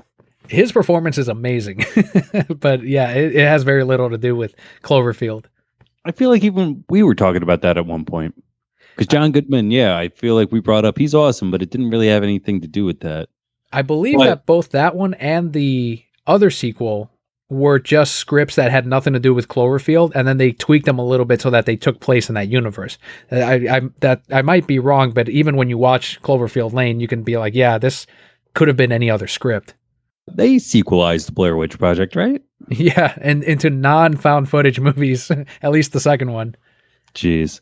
Because like you were talking about, I think the thing that fucked people so hard about the first one is like you never saw it being the Blair Witch. And then they tried to give it to you in the sequel, and then everybody went, that's not what it looks like. This is stupid. And it was like, can't win. You just can't ever win with anybody. What did they do in the sequel? I'm trying to remember, because I've seen it several times. It's called like the Book of the Dead or something, but I thought the twist there was that the footage they found in the movie was them themselves having killed these other young people, and that they had done all this stuff. And the guy's like, no, that's not what happened. Did they try to show the Blair Witch in the sequel? One of them. And I don't know if I've seen it because I've seen it or because it ended up on a listicle that I saw, or maybe at one point somebody showed me just like, oh, this is what it's supposed to look like. Okay. Because I had this conversation pretty recently about like, isn't it weird how they never showed you what it looked like? And they went, no, they did in the sequel. Something like that happened, but I'd never seen it. Never saw them. The only time I remember, so at that time, Todd McFarlane came out with McFarlane toys of all of these horror creatures. One of them was the Blair Witch. And I'm like, oh, that's what she looks like. And she kind of looks like what the demon in Spawn with the big long mouth. He used that, if he designed it, as an inspiration for the Blair Witch and that. And then I think she's naked and she's real skeletal kind of looking demon. So I remember seeing that. And then in the remake that they did recently, like in the last 5 years, they do show a CGI like Blair Witch or the Witch.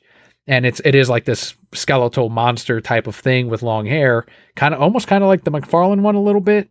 And that's when they were able to show it. And I don't know if that was a good thing to do. I think part of the scariness of it is that you never do see it, and it's kind of scarier that way. And there's a lot of theories as to what happened at the end of the first one. And I never did ask you, did you actually like the first film? Oh, I haven't seen it. I've Okay, never the seen it. first one you've never seen. Okay, I got I've you. never seen. No, no, no. Back to even the beginning of the list. Like that came out when I was young, spooky. Nope, want nothing fucking to do with it. Oh, okay. The only thing I definitely knew about it then came from Scary Movie with the Yeah. lady with the booger dropping out. Like I was like, oh, okay, there must have been that in it. But no, I don't want to watch it. All right. Well, there you go, everyone. A list of what's coming to HBO Max in April. A good mix of all kinds of stuff: documentaries, Tim Burton films, horror, superhero with Man of Steel. But now we can move on to the Brocat block, which is what Nick and I have been doing since you last heard us. So, Nick, with Buds Bros and Superheroes, with your personal life, with your work, what's been going on since you were last on about a month and a half ago? I got a promotion again at work. Congratulations. Thank you very much. But if you're Buds Bros and Superheroes fans, I started a new job in September, and you can see the episodes scarcity in release date just growing and growing the deeper I get in with the company, and just being there and always being on call and willing to come in and just because I love it. I am having a good time and I like working, and making money obviously is awesome as well. It's just a lot. So it's cool though. It's like I said, the promotion is nice. So just lots to do. Just lots to do, which isn't giving me much time here. I'd promote you too. Thank you. I do. I would. That makes me happy when people in our circle, when they do well, when I hear that they're doing well. I just heard from Brian as well that he's got another gig again, and it's just seeing all of that makes me really happy to see that other people are succeeding, that you love your job. That's a big one, man. A lot of people, I'm struggling with that right now. They don't find the thing that they love, or things change and then suddenly they don't love the thing they were doing, something, whatever happens. And it does fill my heart to hear that you have found something that you do love. And while it is, like you mentioned, the episodes are being affected by work, but you're loving what you're doing. And that's amazing. I think that's like the best case scenario for not being able to do a podcast. Thank you.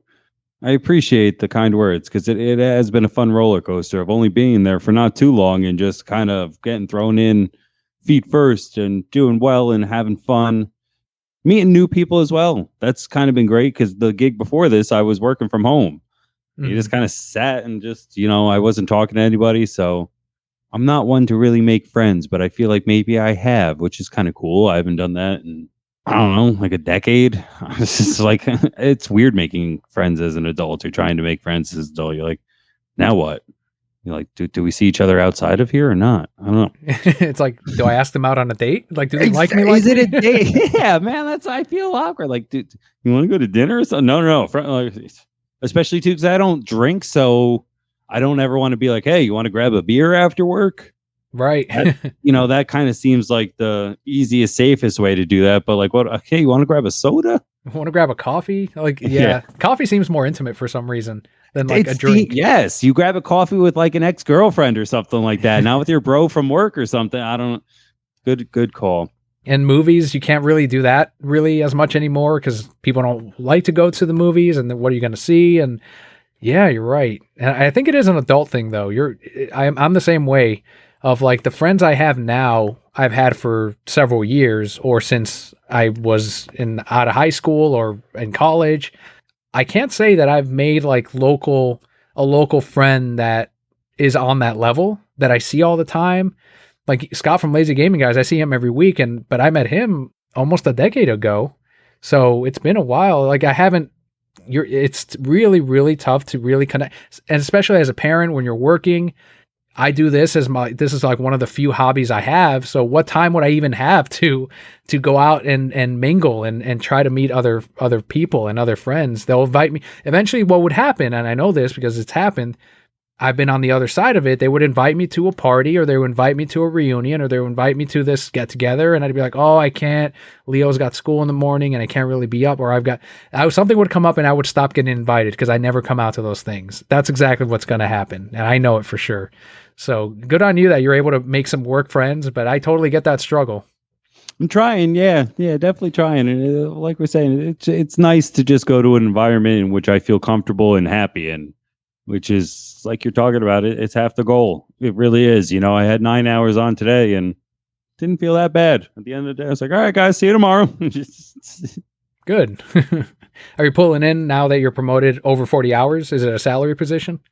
No, dude, that was Okay. the fucking great thing. I just got a raise. Like I didn't want to go to salary because I'm always there, and to lose overtime would just be a pain in the dick, because it is nice to get that little bump in there. So I was up for we had a major reorganization and people left and we got bought out. So shit's changing, and there was basically two jobs in which I wanted to apply for. One would be the AGM, which was salaried, and then the next is what I ended up going with, which was the inventory specialist. So it was just a bump in time there. Plus, I was still able to stay in like the tip pool, and then I was able to get overtime. It just made more sense for that rather than doing salary of just like, yeah, exactly how much is coming in all the time. However, like, my AGM got called in today because we had call offs. Yeah, you're going to work more than 40 hours and you're not going to get paid more. So now your average per hour is going down. I was on the other end of that when I worked at the comic shop. Absolutely. Yeah. Well, that's good, man. Again, congratulations on the promotion. And have you been on the fun side of things, more fun, because it sounds like you're having a great time at work too, but have you had time to catch up on any movies or reading, building more puzzles? I know you're talking about the Avatar one. You had completed that DC Universe one. Your run at Dunkin'. I love seeing all those Instagram posts of that. So obviously a huge coffee guy. Yeah, man. If I could go back in time, we had a project when I was in like the 6th grade or something like that where we had to buy stocks. And I really wish that I took it seriously and was like, I should buy Dunkin' stock because I myself would have paid it back. I mean, I'm drinking it right now. It's right down the road from work.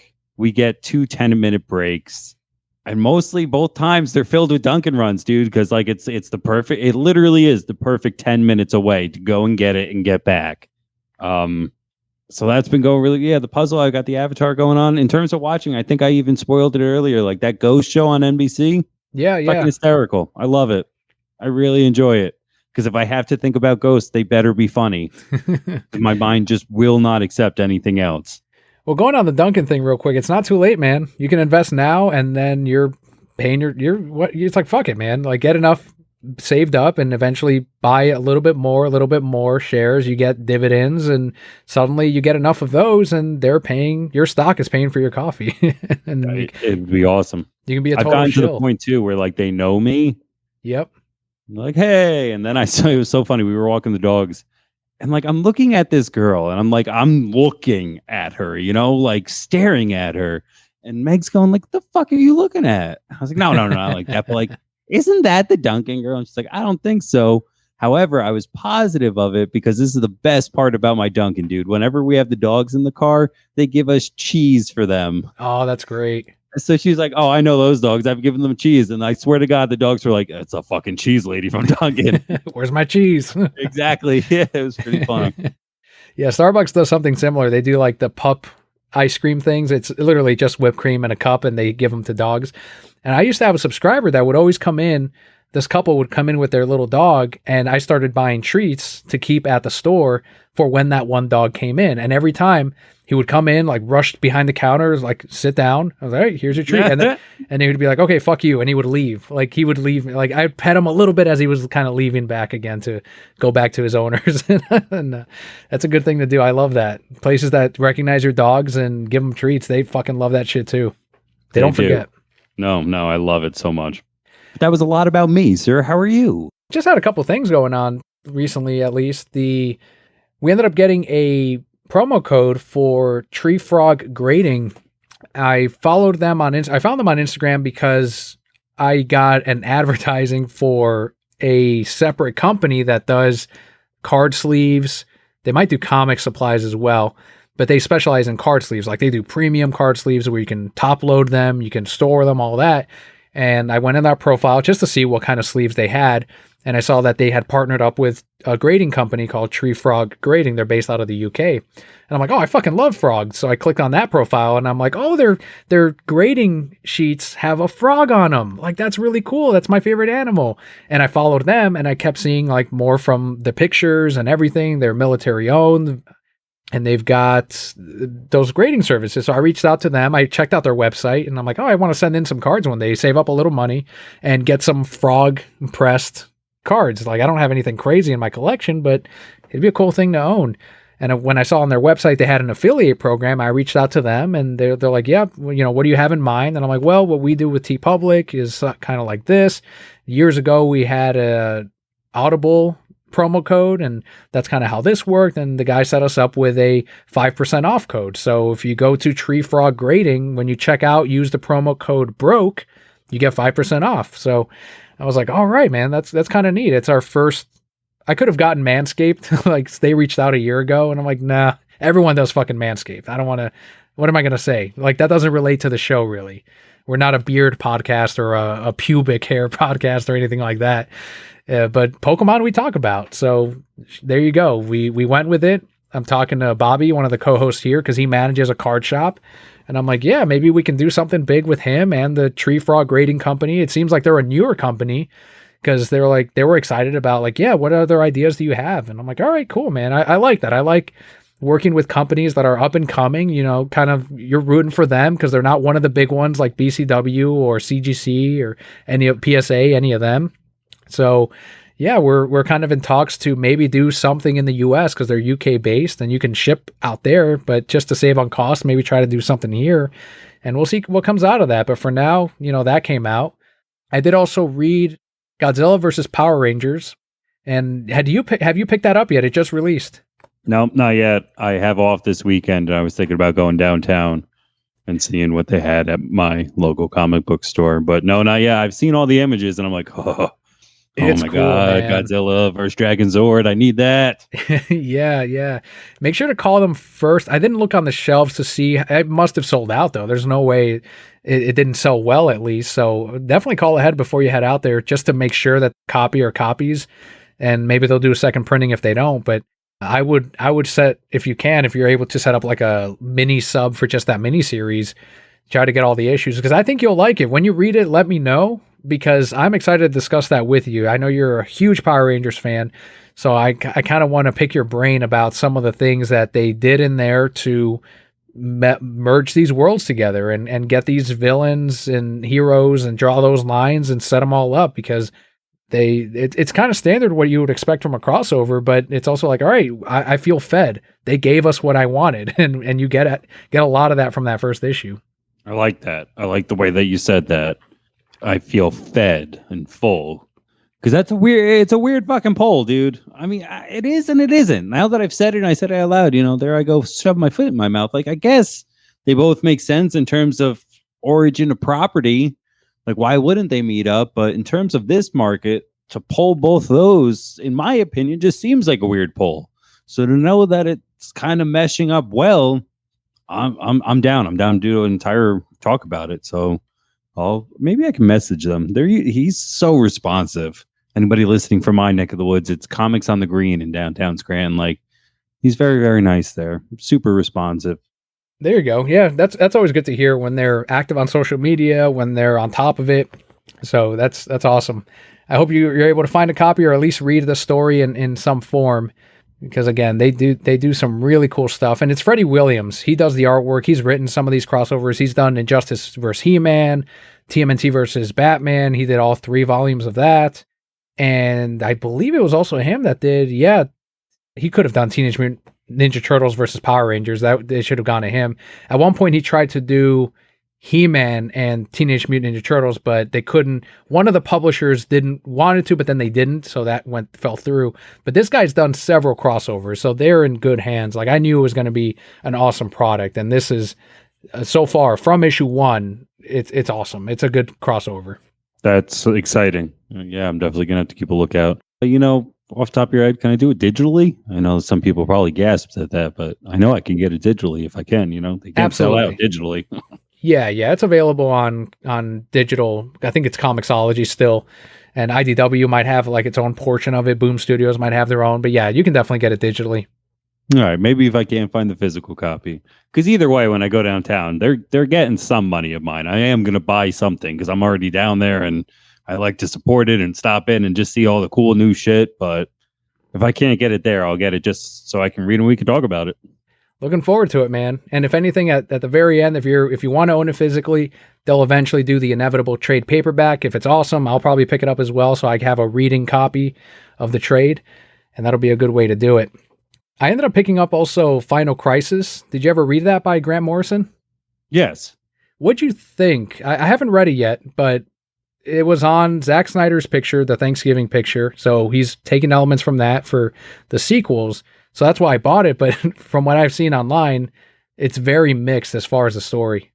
Yeah, I maybe that we could wait for two. Like in terms of like great detail, it's good. I mean, Grant Morrison's weird, man. It's as simple as that. I love listening to him talk because he's got that great accent. If you go back to like the really early episodes of Fat Man, Yes, on Batman, his episodes, I think he gets at least 1 2-parter and maybe one more. And just listening to him talk about growing up and what comics meant to him and stuff. So he looks at the medium in a very strange way, and it's kind of like that here. He's weird. What was the other one that he did? He did Arkham, right? yeah, That Arkham really Asylum. strange one. Yeah, that's a weird book to get into. That's one of those ones that's super niche. And I wouldn't say this kind of goes into the same here, but it's there. That's what I'm kind of worried about, because anytime I've read Grant Morrison anything, I read his Batman run when it was coming out. I'm just not smart enough for it, because I've heard Grant Morrison fans talk about how, well, Darkseid is the epitome of, he's the symbolism of negativity, like not just bad thoughts, depression. And then I've seen like all of this one represents the Krishna god, and all these characters represent this. So it seems like you have to do a lot of homework to really understand what Grant is doing, like what each of these things symbolize.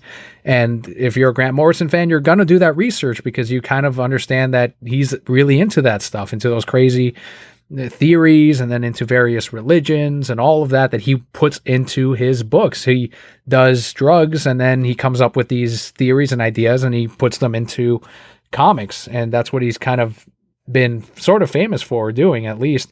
And it sounds like Final Crisis is sort of the same thing, where there's stuff about Superman whistling Darkseid away. So I'm like, all right, I'm going to get into one of those crazy Grant Morrison things, and I'm just checking it out just to see what ideas we might see Zach pull into his version of those events.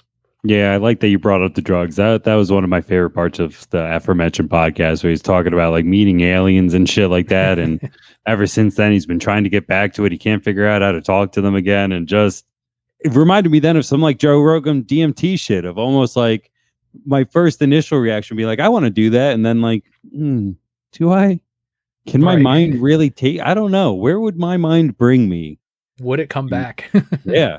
You know, kind of like, what's his name? Jonathan Crane in the second band. I told you my drugs would take you places. I didn't say they were places you wanted to go. Well, Nick, thank you so much for being on this week. It's been almost 2 hours here, so had a good amount of content for the Brocat Core. Please let them know about Buds, Bros, and Superheroes and where they can find you. I appreciate that, and kind of a little bit alluded to earlier of it's becoming a little scarce.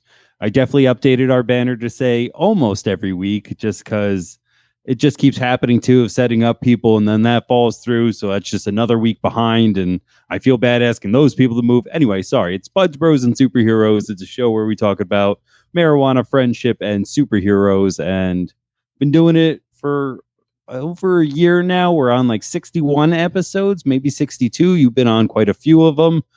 It's just a good time. I like podcasting. I like talking, if you hadn't been able to tell, especially about this nerdy shit, dude. It's really fun to have somebody to talk to who really can just back and forth with it like you. So anytime that you come on mine, or anytime I'm allowed on here, I really fucking thank you. I have such a good time. I really, truly look forward to it. Thank you.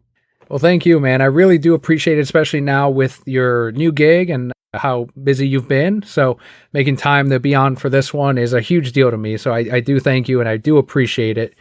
And there will be links to in the description of where you can find Nick as well, in case you want to come back. And if you're in the middle of driving, come back to the episode, swipe on over to the description. You will find a link on everywhere you can find Nick and Buds, Bros, and Superheroes. For this week, if you want to connect with some of the co-hosts and hosts you hear on the show each week, head on over to our Discord lounge. There is a link on where you can find it. That we have a collector's corner. So if you are into slabbing your cards or comics, or if you find a crazy news story like Scott did over the back cover of Detective 27, we have that collector's corner where you can share all of those things. That's again on our Discord link in the description and at thereasonsimbroke.com. But thank you so much for joining us again this week. I've been Daniel, joined by Nick, and Brocat Core. All will be well.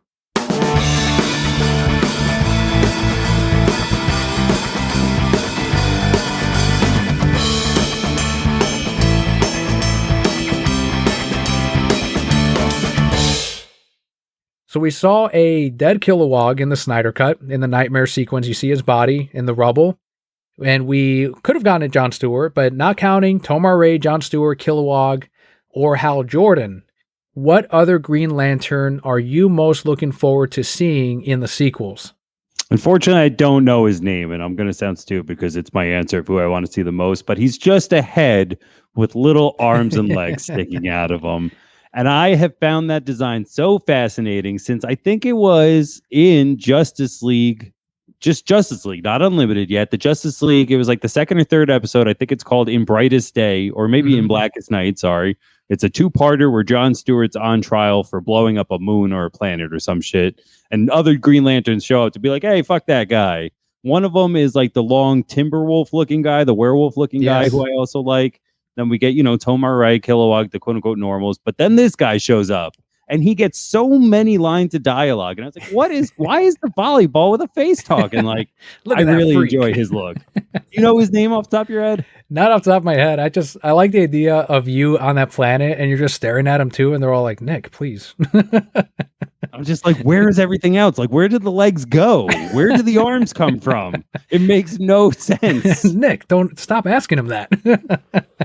Like, you just keep harping on him. I would love that's a good answer though. That'd be. I'm sure in the final battle we'll see all kinds of crazy Green Lanterns. I don't know if we saw him in the Ryan Reynolds one. I'd have to look that up. I know we saw the Frog Green Lantern because of course I would know that information. He shows up on there. Yes, you would know where all the frogs are always. And I purposely left out Sinestro because that's my fucking answer. A Green Lantern Sinestro would be great to see in the Snyder sequels, or even if we get like all the Sinestro Corps members and all the other colors team up to help save Earth because it bends reality. You got to stop Darkseid or it kills the whole multiverse. So that would be really great to see. But if we're going weird answer, that's a great one. Yours with the freaky volleyball guy. How about Box? Did you ever see Box where it's spelled like B''OX? No. It's literally a cube that's the alien race. It's just a little cube box, and it only speaks in 3D squares. Like, you know how we used to draw the 3D cubes and 3D squares? That's its dialogue, and it's just a box creature. He's only shown up a number of times, but that's been one that always fascinated me. Aside from Mogo, who's a giant planet, which is fucking cool, but that one's the weirdest one to me. It's just an alien box, a 3D dimensional object that is a fucking Green Lantern. It has amazing will, apparently. Well, that even the way that it spells its name, then reminds me like there's a squirrel one too, right? Yes. Chip. And that he doesn't get the I, it's CH''P. So why are so many Green Lanterns ditching vowels? That's weird. It's yellow and vowels. That's what they're afraid of. Probably.